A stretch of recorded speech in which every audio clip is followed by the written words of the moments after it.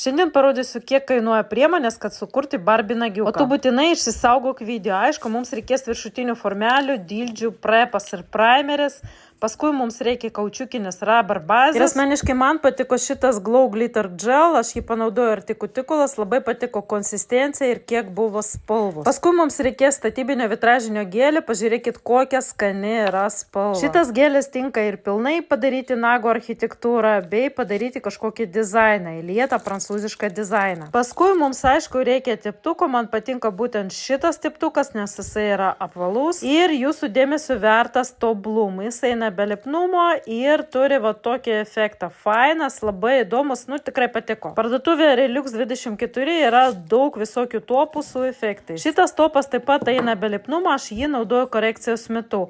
O čia, aišku, cuticle removeris, va toksai rezultatas. Ir dar kartą priminsiu, visų priemonių yra Relux 24 parduotuvėje.